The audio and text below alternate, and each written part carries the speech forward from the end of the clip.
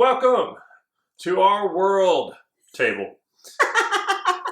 I'm Jay-Z. I'm Daniel. And this is just my DIY. Today, we're going to show you the steps we took to make this nice end world table, lamp, and other feature holder thing. End world table? It's the end of the world table? Depends on how you look at it. The world map end table. However, first, Who knew? we're going to tell you that it wasn't our first attempt. It wasn't our first attempt. At all. Our first attempt failed miserably, and if you stick around to the end of the video, we're going to tell you why and how to avoid a result like this. We're going to tell you how to make this one and how not to make that one. Exactly. So stick around and let's get started.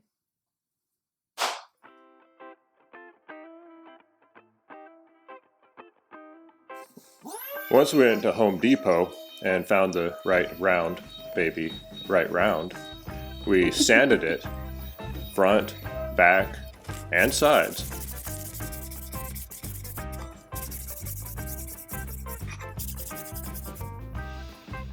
And applied our stain of choice, which happened to be oil-based at this point. Yep, we applied that to the front, sides, and back as well. A lot for plenty of drying and curing times. Yep, in this case we gave it 24 hours to fully dry and cure before we used a water-based sealer. We're using polyacrylic here. This is to make the resin job happen easier and more uniformly. Yes. Some resins will not play nice with oil-based stain, so by sealing over our stain with polyacrylic, we're giving it a better chance to have a smooth application. Now you'll see this goes on with a slight bluish hue, but that dries completely clear. So we did our first coat, waited 2 hours, did a second coat, and then Waited 2 more hours. we did wait 2 more hours. Here it comes. Wait for it. And 2 hours. 2 hours. Now it's important before your final coat, you're actually going to give it a light sand. We used 220 grit sandpaper before applying the next coat. And of course, anytime you sand something, you're going to want to wipe all of the sanding dust off of it before you apply that last layer. One more tip we'll give you when working with polyacrylic is just to be mindful of drips. If this goes over the side, it could form those little bubbles on the underside, so always be checking for drips anytime you're using these wood rounds. Once we let the seal coat fully dry for 24 hours, we apply a layer of tape on the bottom side of our board so that the resin drips will have an easy removal system. Easier. I mean, I tried it the other way. Yeah. Yep, so you make sure this is nice and pressed down, and make sure you don't have any sticking out, because then you'll form ridges on your edges, which you really don't want. Ruffles have ridges. Oh, wait. We need to level it. You want to make sure this is level in all directions. This way you have an even flood coat so that it's even. I mean, it's a nice feature. It is. This is a step that a lot of people miss when they're first working with resin, but leveling it and making sure it's level in all directions is critical.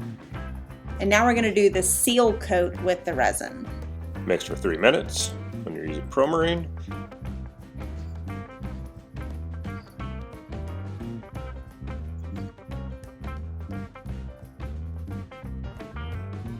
Make sure that you get the even coat all the way down to the edge. And of course, apply heat so that you can pop the bubbles and assist the even spreading of the resin coating. Yes, and since this is a seal coat, there's going to be lots of bubbles coming out of this wood, so babysit it for a little bit. Keep applying heat, but don't overheat your resin. Yeah, if it starts smoking, you've gone too far. Yeah.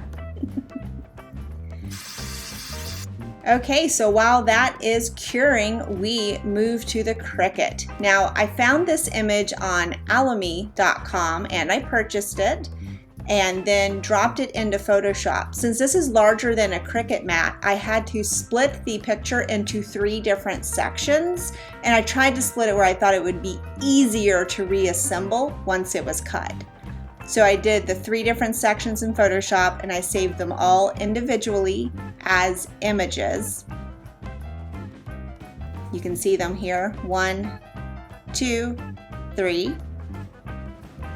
And then I uploaded those into Cricut Design Space and then resized them to the appropriate size. Now, this did take a little bit of readjustments. I'll show you a trick that I used to make sure that everything worked out correctly. I actually went and created a circle, and I made it the dimensions of the wood round. And then I took everything together and resized it so that it fit the edges of the circle exactly.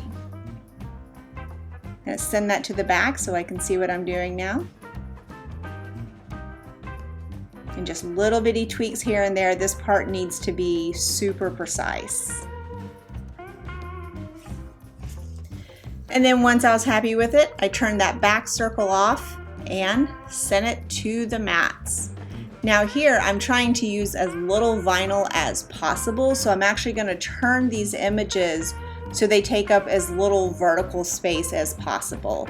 I know it's a little hard to see, but this is just how Cricut Design Space does it, so bear with us here a little bit, but you'll see I turned the various continents and then looked at how long my vinyl needs to be. The second mat was an easy, 12 by 12 mat. And then once I go to cut, I'm going to select premium vinyl. Now we are using removable vinyl on this. We'll talk to you about that in a second. But as always, want to make sure you're working with a clean mat, that it doesn't have anything on it that's going to create any weird ridges. I use a paper cutter to slice the piece of vinyl to the right length. And then I like to roll up longer pieces of vinyl before I try to apply them. That just makes it where they don't stick to the mat when you're trying to get everything down smoothly. You do want to get it down flat, of course, and I just used my paper cutter to give me a nice adhesion here. Once that looked good, I popped it into the Cricut.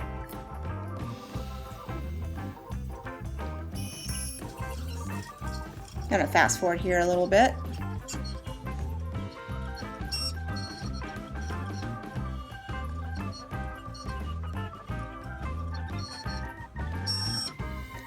Now I like to weed on my mat. I find it's easier for really complicated designs. So what I'm doing is I'm cutting away the extra vinyl so I can use those scraps for other projects later.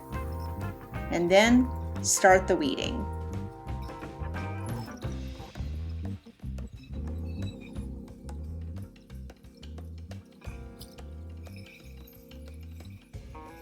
Once all 3 pieces were weeded, we are ready to start lining them up.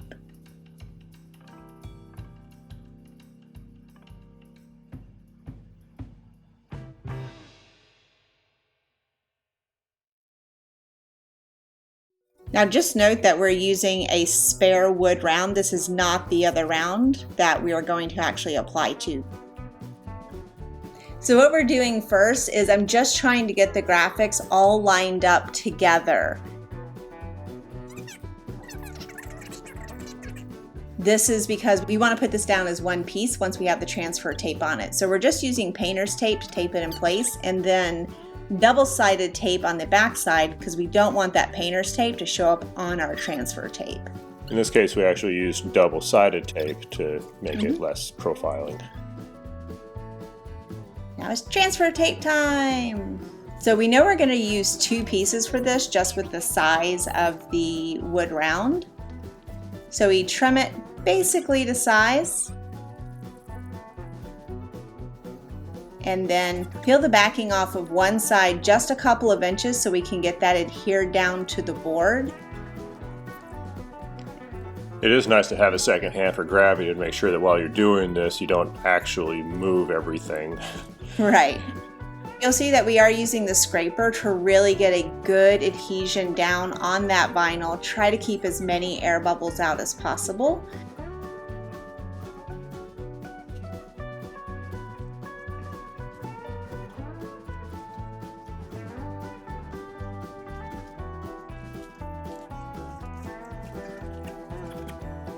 So we're going to do the same thing on the second piece, put a little edge down and then use the scraper to put the transfer tape down flat. It's important to know that I'm not pulling, I'm just assisting the push when I'm getting the transfer paper backing away from the transfer tape.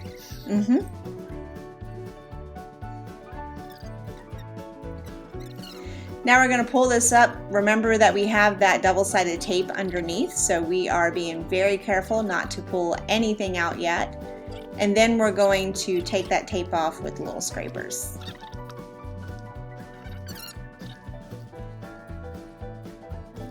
Yep. Now this is the official round.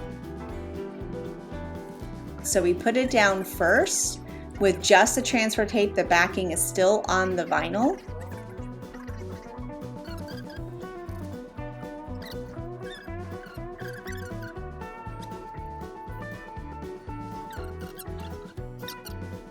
And then we do the same thing we did with the transfer tape, where we pull a little bit of the backing off just so we could get that grip on the board.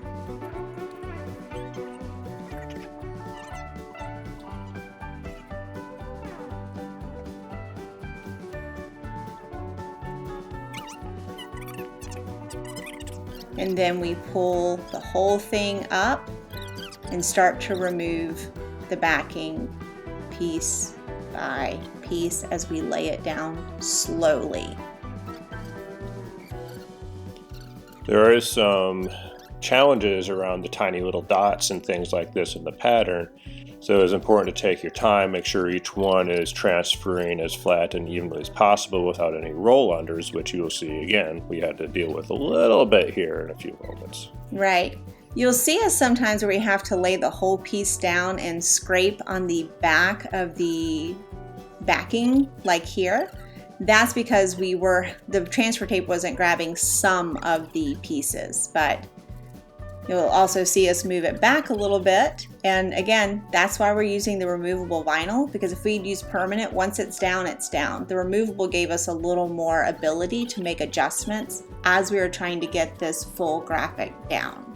Again, I'm not pulling, I'm just assisting her pushing so that everything happens all at the same time in a nice balance. Yep. And here you'll see we had a little dot fold under, so just pulled up the transfer tape, unfolded it, and put it right back down. Now you're about to see we did have a little bit of an issue with the last continent, Go North America. So we decided to go ahead and pull the backing off, get the parts down that weren't wrinkled, and then you'll see we had to go back and do a little continental surgery on this.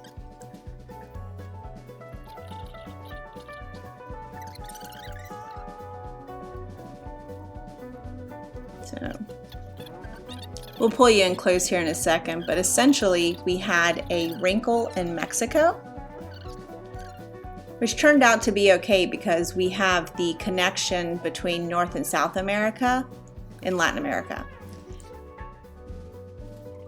When removing the transfer tape backing, it's very, very important to keep it as close and level to the board as possible. You don't want to create an up pull, as you will lose some of your vinyl features and create some stress in what you're trying to do.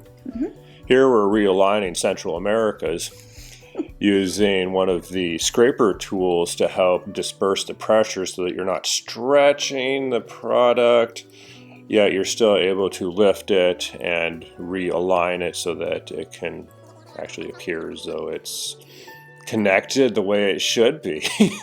And that Mexico doesn't have a giant wrinkle in it. I mean, yeah. Hey.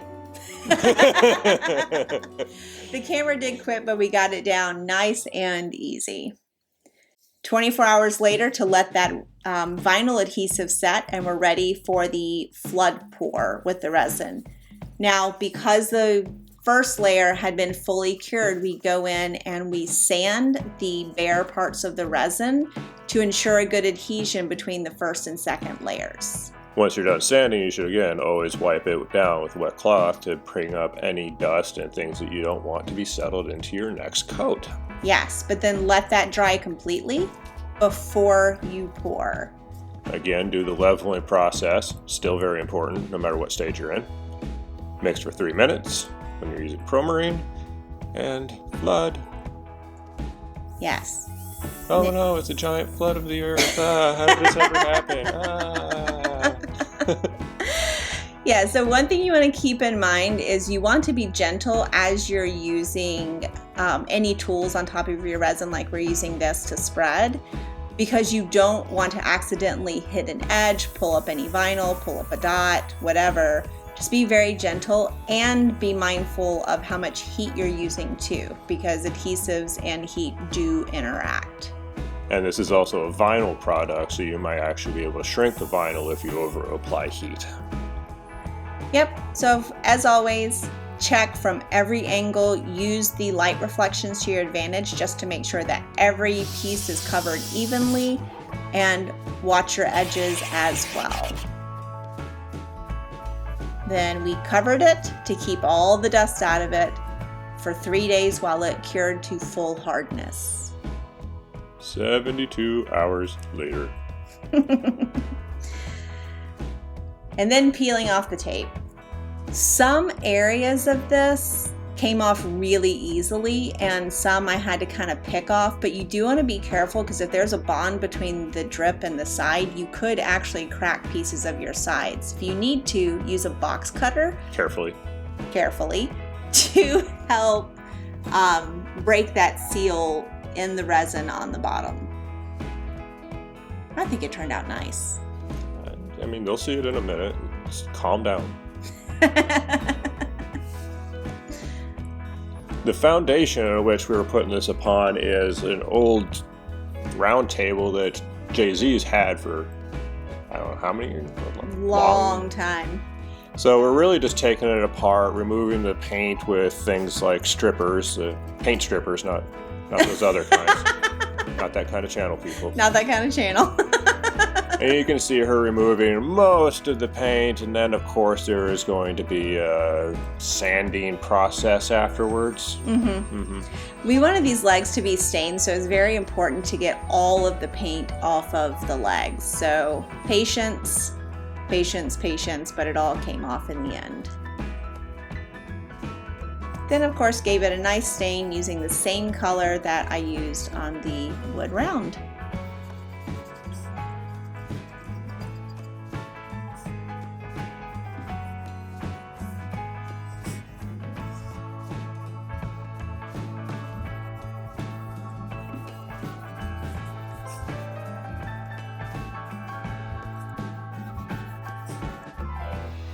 And then for the pieces that were not actually wood, we just used some spray paint that had a paint and primer in it, and of course sprayed the tops and the bottoms.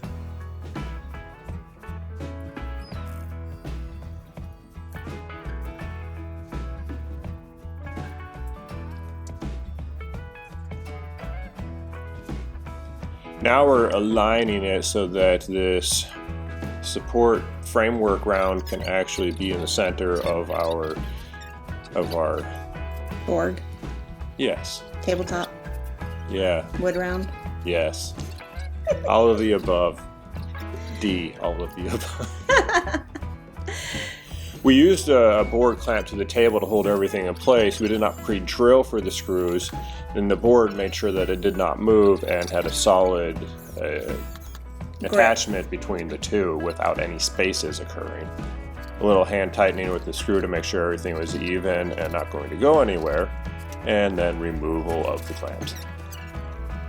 Yep, we're going to speed through this because unless you have this exact table, you're not going to be able to replicate this exactly. But we will say if you're using a 2-layer table like we are, one way to do it is to put 2 legs in, then attach that bottom round, and then add the other 2 legs. Of course, we're just bringing things to hand tightness and giving it the little knobs that cover the screw holes. Yep, which we painted white. Then a nice little wipe down to get all the dust off of everything because the shop is dusty. And then It's a small world table after all.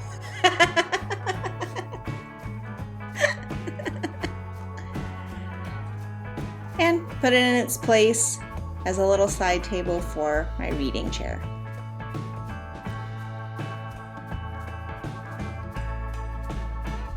I like it. Yeah, it's cute.